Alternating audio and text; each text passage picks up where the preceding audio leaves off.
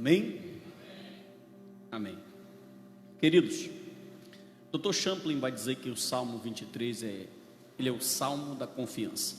Dr. John MacArthur vai dizer que o Salmo 23 ele expressa ou imprime 3 momentos na vida de Davi. Ele vai dizer que ele começa a falar de Davi lá no pasto, no começo, enquanto Davi faz uma retrospectiva, enquanto ele foi pastor de ovelhas. Ele vai adentrar ao momento que Davi passou de perseguido e vai terminar com Davi sendo rei de Israel. É unânime entre todos os estudiosos da Bíblia Sagrada em saber que Davi é considerado até hoje o maior de todos os reis da história de Israel. Tanto que você vai encontrar promessas veterotestamentárias de Deus, inclusive levantando Davi novamente. Tem uma profecia lá no livro do profeta Ezequiel que ela é um pouco complexa de se entender escatologicamente, porque parece que no texto lá Davi ressurge dos mortos para reinar literalmente diante do povo. Mas esse é um outro culto de ensino. Esse texto aqui ele é um texto muito familiar. Quando você vai prestar atenção dentro da Palestina, o pastor que era pastor de ovelha, e essa profissão ela existe até hoje entre os árabes e os beduínos lá no Oriente Médio, você vai observar que esse contexto aqui ele era muito complicado. Por quê? Presta atenção para mim. Porque para o pastor, para ele fazer esse trabalho, ele começava muito cedo, mais precisamente antes de amanhecer. Você tem que prestar atenção que na questão frio e calor, calor e frio. E você sabe, com certeza os pregadores que estão aqui me ouvindo sabem que ovelha é um animal que é muito frágil, né? É um animal que não tem defesa, é um animal que não tem ataque, é um animal que é totalmente dependente daquele que está a governando. Os ovinos, né? As ovelhas, os ovinos, tem os suínos, os bovinos, os caprinos, os ovinos.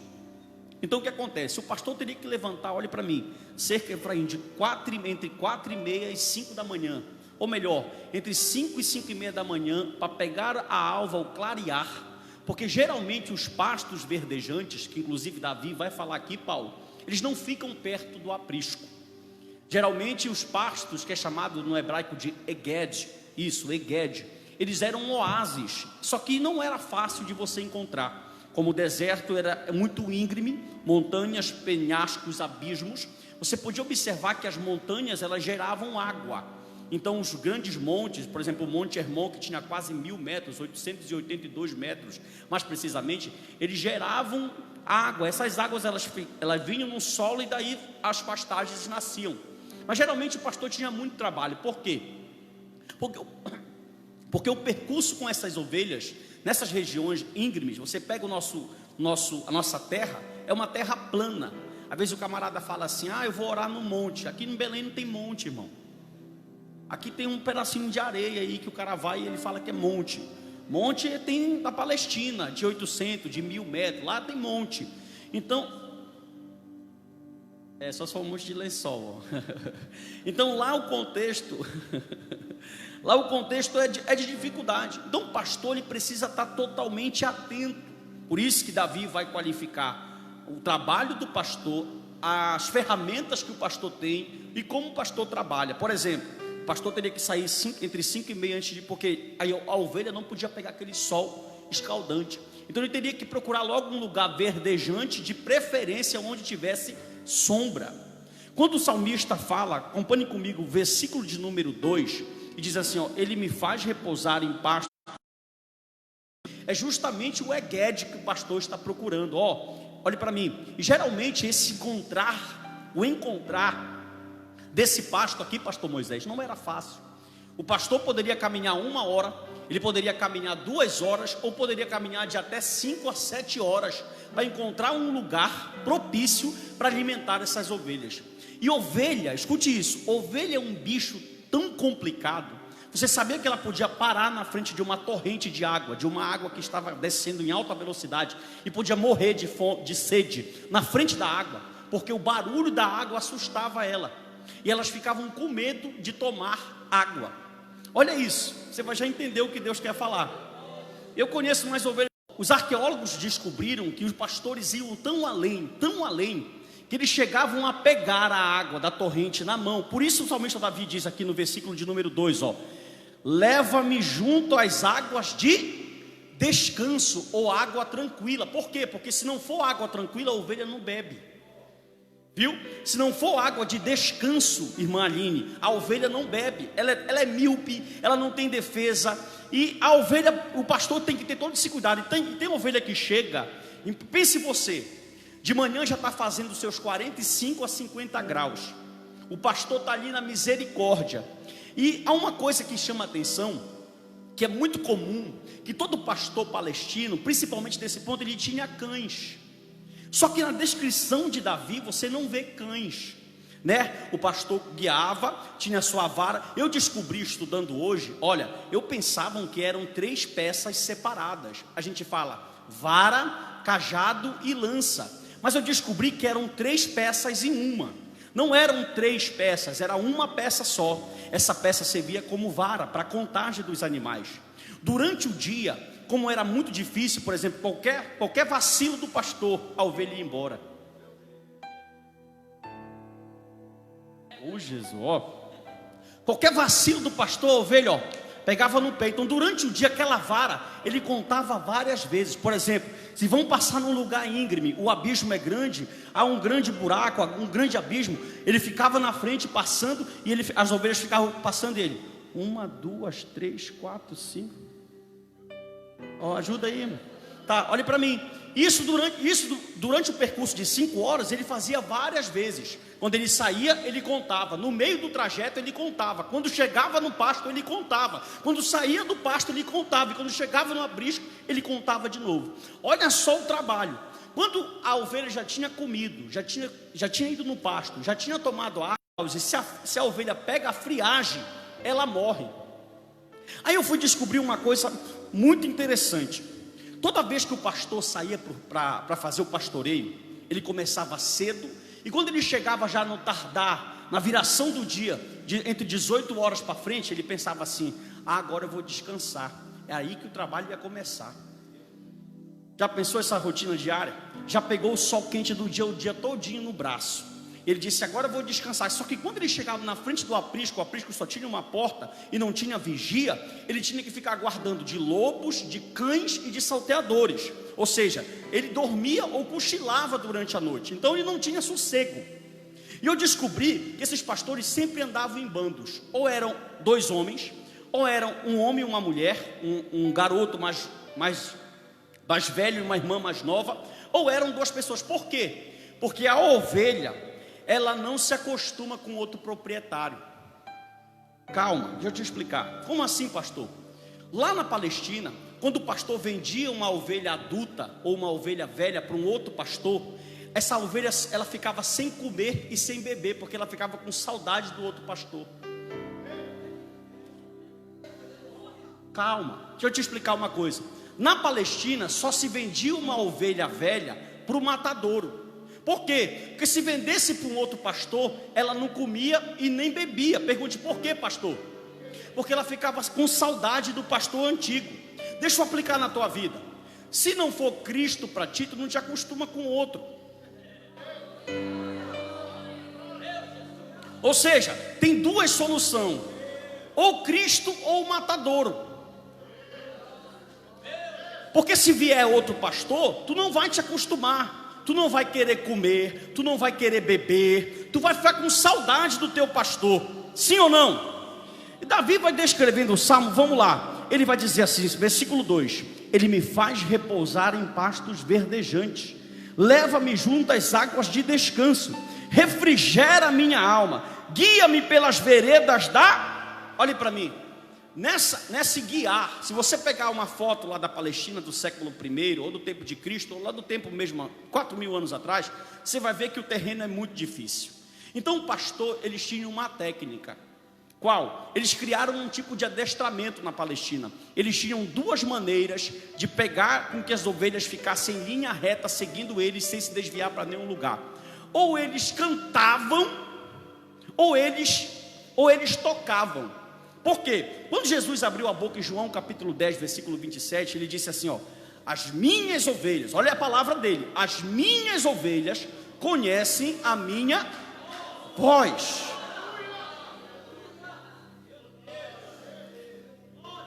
Presta atenção nisso aqui.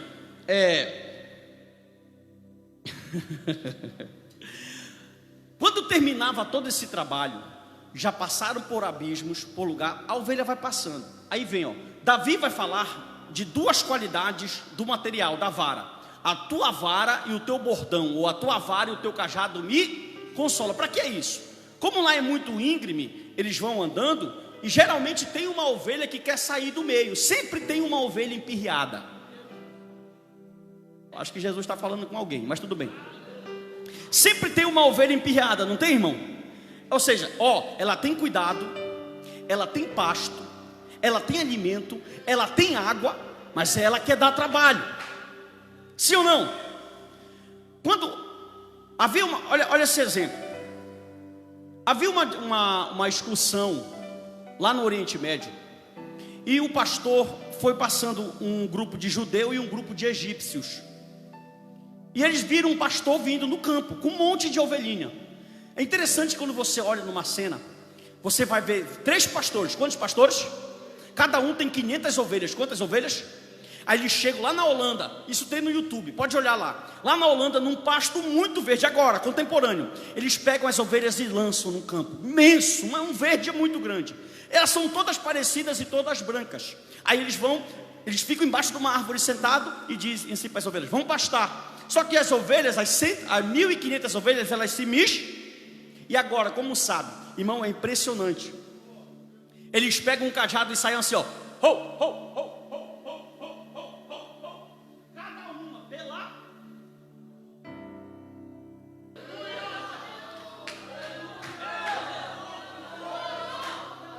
Por que Jesus está falando isso aqui? Por que Davi está se comparando com uma ovelha? Porque Davi sabe que era impossível ele ser rei de Israel se não fosse o cuidado do Senhor. Ainda tem mais, presta atenção. Ainda que eu ande pelo vale da sombra é íngreme, é abismo mesmo, não é muito fundo. A vara é para contar. Quando a ovelha ia cair, eu já volto para a história do egípcio. O pastor pegava o cajado, esse cajado ele tinha ponta de anzol. Ele era como um anzol na ponta, e se mexesse para o lado, Dr. Rodrigo Silva diz isso, se mexesse para o lado, ele virava uma lança. Então o cajado servia para contar, para exortar e para proteger. Quando a ovelha ia caindo, ele pegava. Os egípcios e os árabes chegaram. Quando eles foram passando na estrada, lá veio um pastor com um monte de ovelha, mas muita ovelha, e tinha uma ovelha que não queria entrar na linha reta. Olha isso. Não queria de jeito nenhum. Sabe o que o pastor fez? Ele pegou a vara, foi lá e deu-lhe na perna. Pá, pá, quebrou. Os turistas que viram aquilo perguntaram para o guia: não tem nenhum protetor dos animais aqui? Eles acharam um absurdo o que o pastor estava fazendo com a ovelha. E o guia foi lá conversar com ele. Ele disse: rapaz, outro dia essa ovelha aqui estava bem ali num penhasco com uma cobra. Outra coisa, a lã dela tem perdido qualidade, porque ela se mete em tanto buraco que está só carrapicho. Para mim não perder ela, já falaram para mim dar ela para o matadouro, mas eu não quero, então eu prefiro quebrar a perna dela.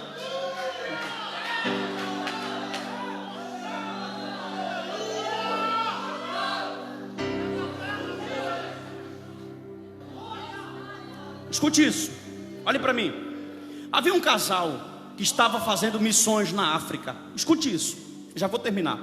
E eles chegaram na África e não tiveram muito sucesso. Tem aquele processo e aquele plano missionário, Gleice, que o camarada plantou a igreja e cresceu. Mas tem aquele como William Carey, que é o pai das missões modernas, que passou 7 anos em solo indiano para ganhar a primeira alma. 7 anos, irmão, viu? Para ganhar a primeira alma. Perdeu família, perdeu filho, perdeu mulher para malária, mas ficou lá. E a Índia, se a Índia conhece o cristianismo hoje, é por causa dele. Quando esse casal missionário chegou lá, o sucesso do cristianismo foi zero. Foi num país africano que eu não me recordo agora aqui o nome. Só que quando eles chegaram lá, olha o que aconteceu. A tribo africana olhavam para o cristianismo e não queriam nem saber. Quando foi um dia, a esposa do missionário morreu. Ele pegou uma árvore bem grande, fez como um caixão, pegou o corpo dela, colocou dentro e foi sepultá-la na floresta. A menina, a filha do casal, pegou a Bíblia, e quando o pai estava sepultando a mãe, ela pegou a Bíblia e foi cantar, ou melhor, foi recitar um texto bíblico. Ela começou a recitar um texto bíblico. Aquilo chamou a atenção dos africanos. Quando terminou o enterro, eles chegaram lá e falaram assim para o missionário: olha, a partir de hoje nós queremos conhecer a religião de vocês. Calma. Aí o missionário falou: por quê? Porque a gente já tinha observado que a religião de vocês é boa para viver. Calma, não, segura. Mas agora nós observamos que ela é boa para morrer também.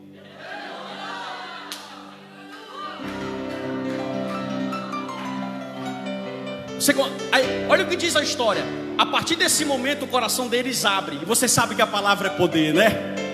Porque Deus tem os seus meios de trabalho. Na sua visão, talvez, na visão de quem viu o pastor batendo para quebrar a perna, o pastor estava falando, só que tem um porém. Quando o pastor quebrou a perna daquela ovelha, ela tinha que voltar quilômetros e quilômetros e quilômetros até o aprisco, sim ou não? Porque é o que Davi está falando no verso de número 4, ó. Ainda que eu ande pelo vale da sombra da morte, não temerei mal. O pastor está falando assim, ó. Ele sabe que se ele quebrou a perna dela, o problema e o trabalho vai ser dele, porque ela não caminha mais. Mas o pastor vai lá, aqui na cintura dele tem uma alforje de azeite. Aí ele pega a atadura, passa na perna, passa o azeite, pega a ovelha e põe bem aqui, ó. Fala assim, ó: eu te bato, mas não te perco. O problema é: Senhor, a tua vara e o teu cajado me consola. Porque leia comigo esse versículo aqui 4, só a parte C, só o final, ó. Não temerei mal nenhum, porque o teu bordão, ou seja, a tua vara e o teu cajado A gente tem impressão, olha como a gente é longe das escrituras. A gente tem impressão, a gente logo fala assim, ó: não, aquele pastor é muito cajado, ele é muito duro. Só que Davi está falando que cajado salva. Não, você não entendeu? Para quem não quer compromisso com Deus, cajado é duro, dói, é peia. Mas para quem quer compromisso, cajado salva. O salmista está dizendo: bate, Senhor, se é para o meu bem, bate. Se é para quebrar a perna, bate, Senhor. O que você prefere? Olhe para o seu irmão, olhe para ele e pergunte para ele: o que você prefere? Uma cajadada na perna e o ombro do teu pastor, ou cair num abismo que não tem volta?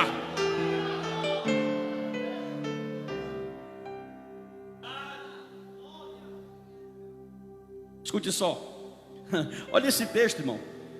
Quando chega no verso de número 5, ele vai falar que, antes de falar disso, já estou terminando, tenho 4 minutos ainda. Se a ovelha caísse, ó, diga comigo: cajado, vara e lança. Diga: cajado salva, vara exorta, lança protege. Porque tem gente que quer pastor só que cuida. Enquanto o pastor fala o que ele quer, o pastor faz o que ela quer, o que ele quer é o homem de Deus. Mas quando o pastor, não esquece que Deus entregou para o teu pastor uma vara. E o material dele é vara, cajado e lança. A lança é para te proteger, a vara é para açoitar e o cajado é para proteger.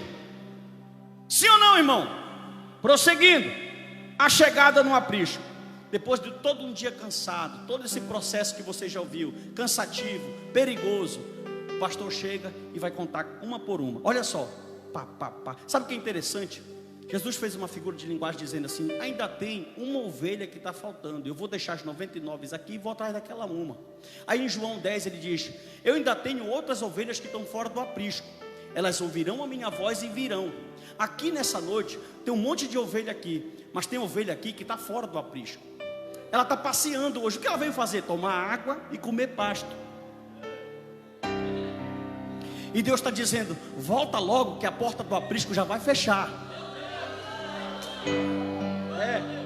E quando fechar, irmão, é game over. Não tem mais, não é fecha a porta da arca, não é abre, não dá para me abrir porque não foi eu que fechei.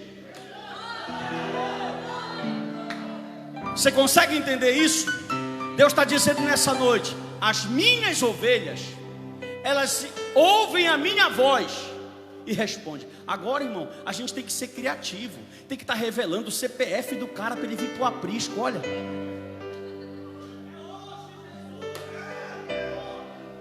porque teu CPF é 45767, tu tem uma casa não sei aonde. Jesus está falando, volta ou tu vai para o inferno, meu irmão.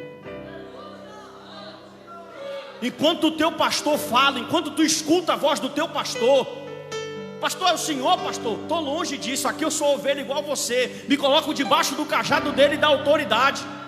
Jesus está dizendo nessa noite, volta, vem. Eu termino contando uma história para você.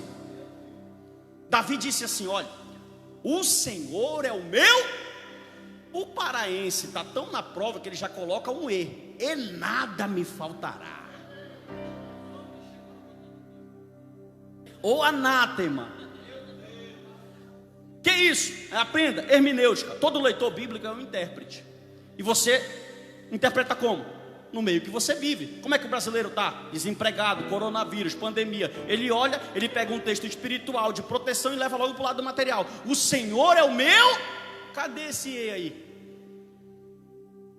Olha a expressão de Davi. O Senhor é o meu pastor. Sabe qual é o nosso problema? O problema é que você sabe que ele é pastor. Você sabe, sim ou não? Deus é pastor, sim ou não? Fale alto, sim ou não? Agora ele é o teu pastor.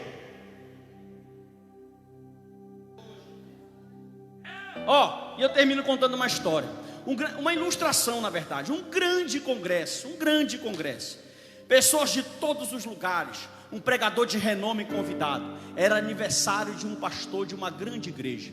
Quando chegou lá nesse dia, o pastor estava lá. Olha essa ilustração. E o pastor tinha dito ao Senhor, Senhor, hoje é meu aniversário de 25 anos de pastorado. E nesse dia eu vou ler no final do culto o Salmo 23. Convidaram um pastor, fizeram uma mega estrutura e o pastor foi pregar. Falaram, olha, o tema é Salmo 23, congresso grande. O pastor se preparou dentro da teologia, estudou hermenêutica, homilética, pegou o contexto cultural, geográfico, sabe, tudo que você podia imaginar. Pegou o hebraico, ele sabia do texto. Subiu para pregar, quando ele terminou, olhe para mim, não deram um glória. Seco, foi o que o Joel acabou de falar aqui, olhe para mim. Aí o velhinho que era pastor foi pregar. Quando ele abriu, irmãos, abra no Salmo 23. Aí ele pegou, o Senhor é o meu pastor. E o Espírito foi envolvendo a igreja. Foi envolvendo. Quando terminou, o pregador frustrado chamou o pastor e falou assim, não entendo. Escute. Falou, por quê? Tudo que o senhor puder saber teologicamente desse texto eu sei. O senhor só leu. Ele falou, meu filho, tu conhece o Salmo 23.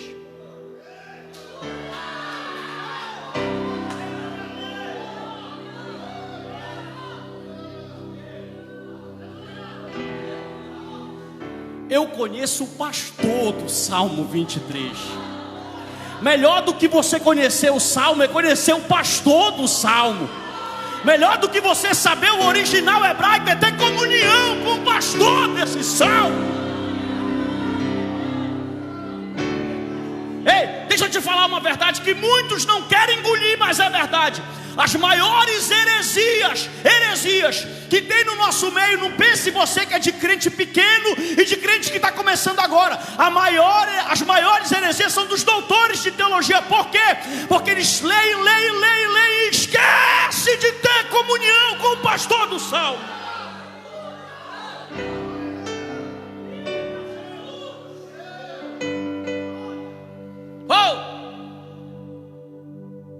Tem alguém que quer voltar para o aprisco nessa noite?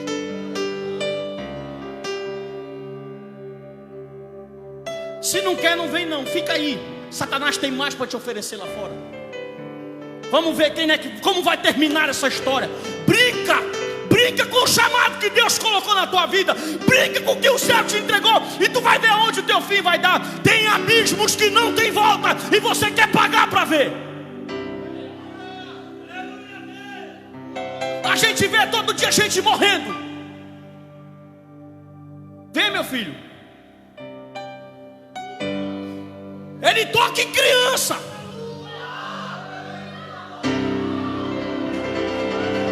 Se ele consegue discernir já nessa idade, ele está chorando aqui, irmão. Isso aqui não foi ensaiado. Por quê? Porque o pastor está chamando. E quem é ovelha sabe quando é a voz dele.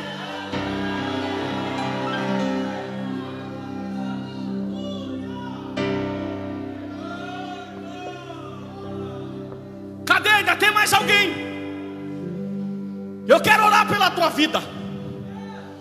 Aleluia. Para com esse negócio de estar brincando com Jesus. Para com essa inconstância. Para com esse negócio de estar querendo provar o mundo, provar Satanás. Para de querer brincar com o mundo espiritual. O diabo vai te pegar.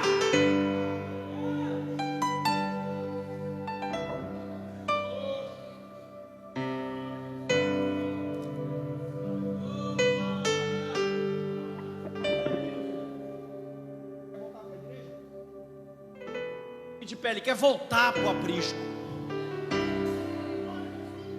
O culto era para ele.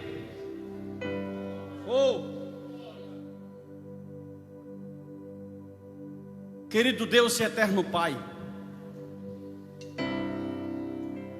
aqui está essa criança, Senhor.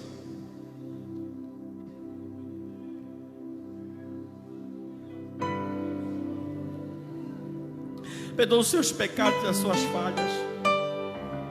Como é que as pessoas chegam ao nível de te trocar pelo mundo?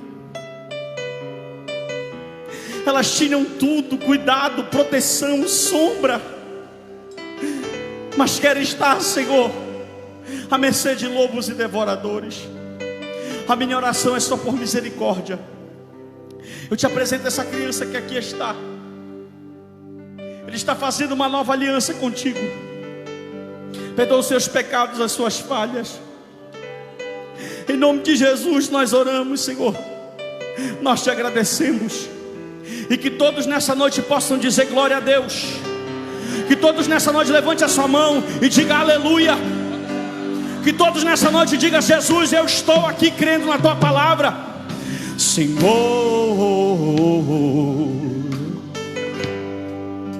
sara a minha dor e toca na ferida, e com a sua mão abraça o meu coração.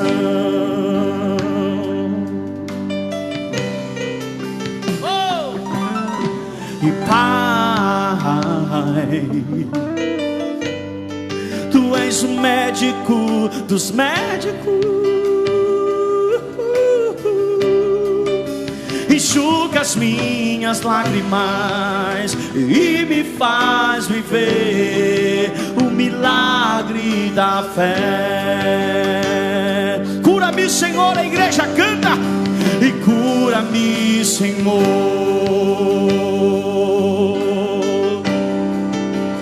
Cura-me, Senhor. E cura-me, Senhor. Cura-me, Senhor.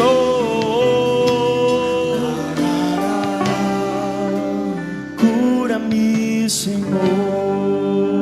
Aplauda ao Rei Jesus nessa noite. Oh glória, pode sentar, vamos encerrar. Aleluia, amém. Deus te abençoe, Júlio, amém.